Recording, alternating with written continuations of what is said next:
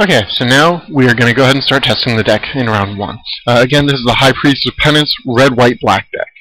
I'm doing this in the tournament practice room. Again, this is a budget deck, so we don't really necessarily need to go up against perfect competition to see how things look.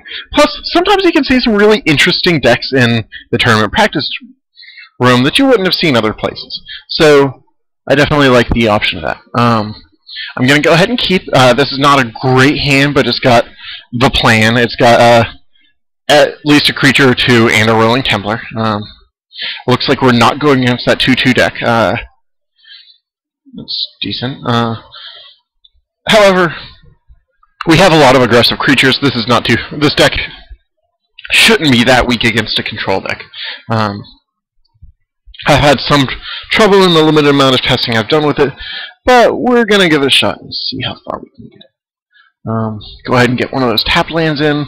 I can always Sacred Foundry next turn if I need.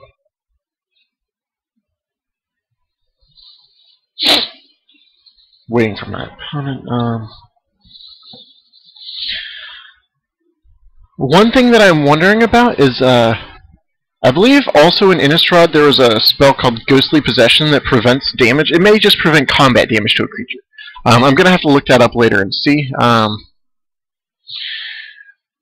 But I believe it may let me have a piece of suitor removal while also being able to use that on my High Priest of Penance to make them survive. I'm going to have to see exactly what the card does so I can figure it out. But that is something worth looking into. Again, just kind of how we're brainstorming for the deck. Oh, that's still a bit big.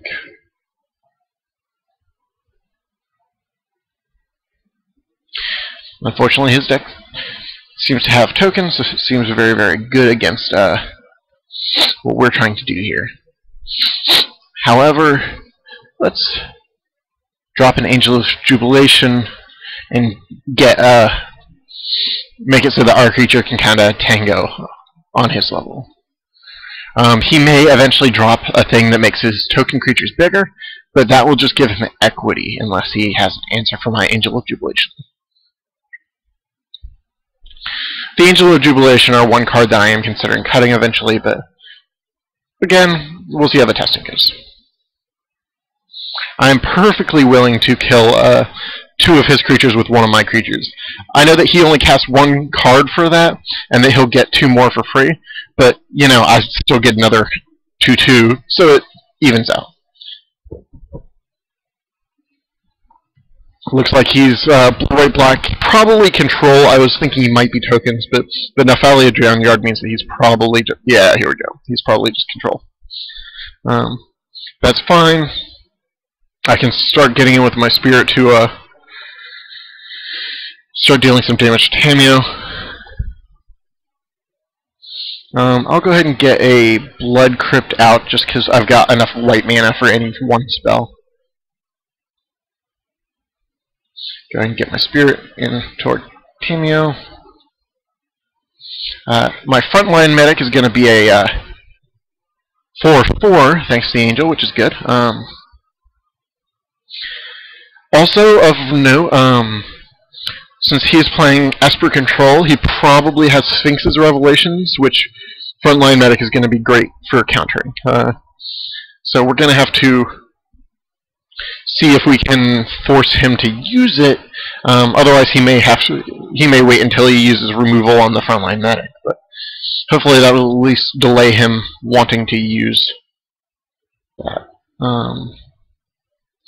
Okay, we do not have any soldiers or knights. Since he is not an aggressive deck, I'm going to side out the War Falcons in sideboarding. He cannot take my spirit with his 2 spirits unless he's willing to give up Tamiyo. So he's just going to chop me here. That's okay. I'll go ahead and get the War Falcon out there just because it's not doing anything otherwise. And if I top deck a knight, I'd like to be able to attack with it. Go ahead and get the Dragon Skull Summit. Okay, he's going to start milling me, or... Nope, he's got the Sphinx's Revelation. He's casting Sphinx's Revelation for 1. I'm not going to counter that. He can gain a life and cycle his card. That is more than fine with me. Apparently the frontline medic is scaring him enough that he's just willing to drop it to get minimal value. I don't mind that at all.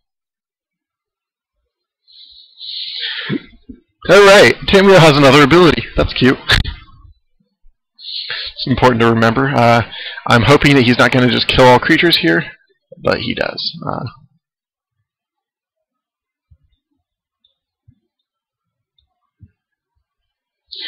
I need to find a way to deal with Tamio and also the 6 cards he has in hand.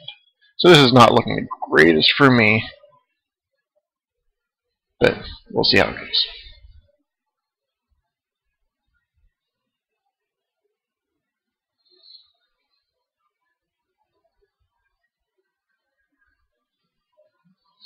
Champion is another card that I would consider having more of, possibly in place of those War Falcons. I'm just going to need to see,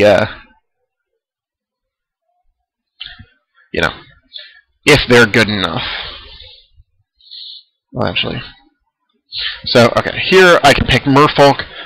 It's unlikely that he's got any other Merfolk than Augurs, though, so I'm going to pick Wizard, just in case he's got Snapcaster Mages and other Wizards. That way I can give my guy protection from all of his.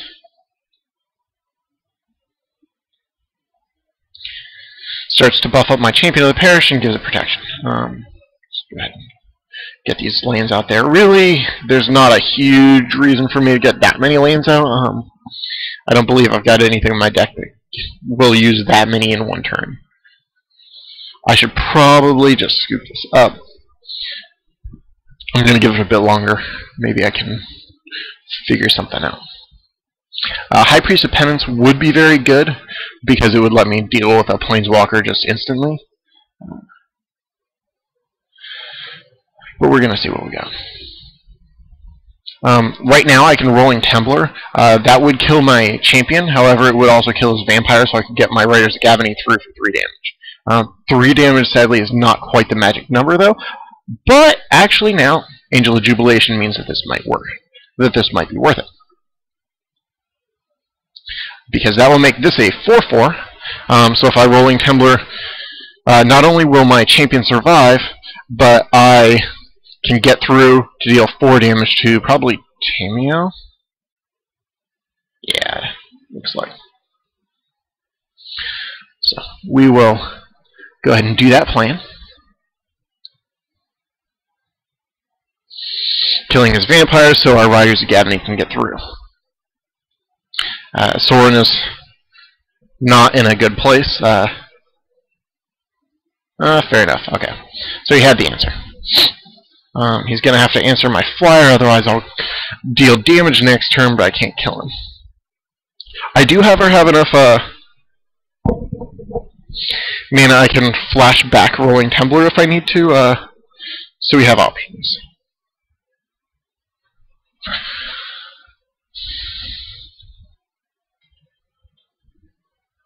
I should probably stop playing these lands out, just willy-nilly.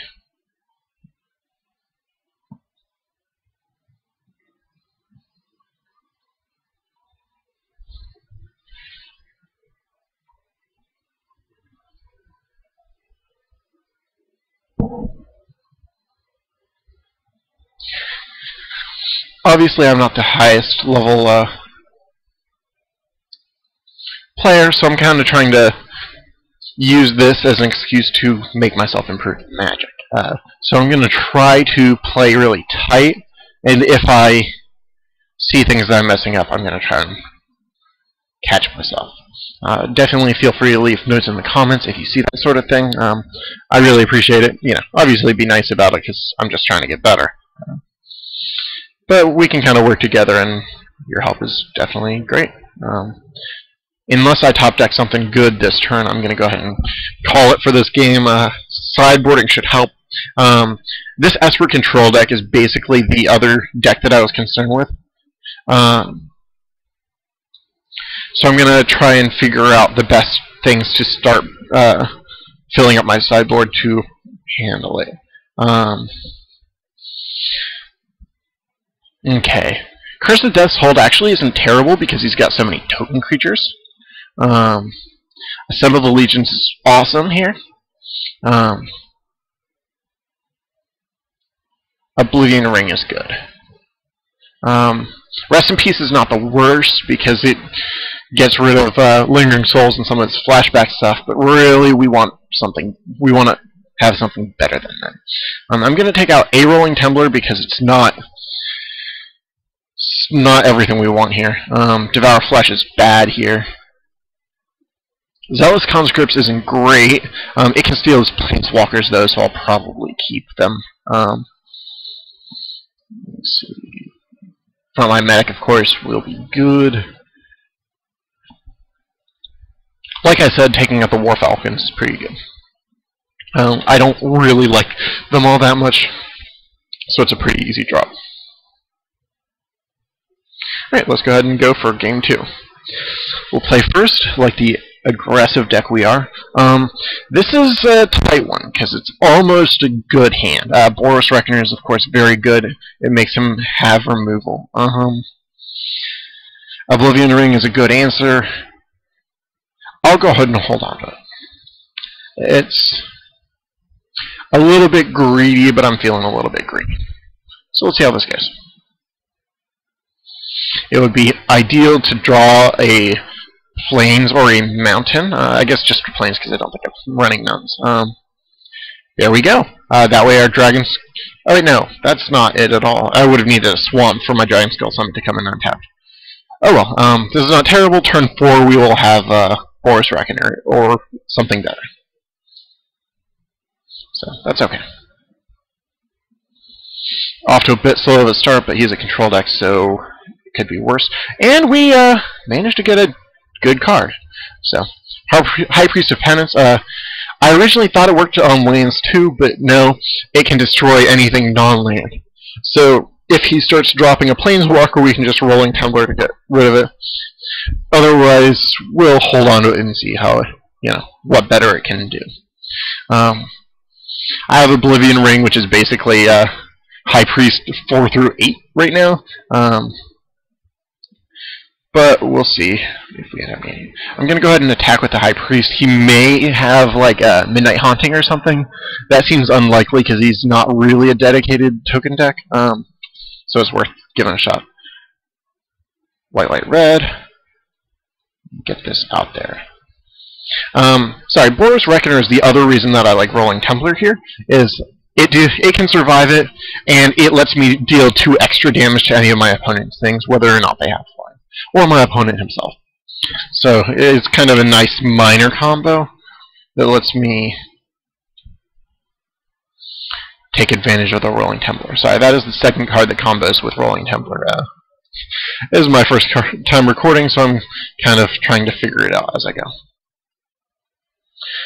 That will be good eventually since we have double black, but in the meantime, it's not a lot right yet. Go ahead and get 4 damage in. Frontline Medic. We want to be careful not to play into a board wipe, but I think that 3 creatures is not a terrible way to hedge against it. So I'm thinking there's a chance he's got... Nope, it was Supreme Verdict. Oh, that's unfortunate, especially because, my High Priest didn't get to do anything either. That's okay. We've got 6 cards in hand. He's got 6. We're stuck on lands, but we don't need as many as he does, so it could be worse. He's going to play Obsidat. He can get rid of that end of turn. Unfortunately, I just cited out my only instant speed removal, so that's kind of a problem. So much so, I don't think I can deal with it, especially without having more lands. I'm going to go ahead and scoop this up, but we'll have to look for some more answers to control decks, especially Obsidat specifically. Alright, thank you.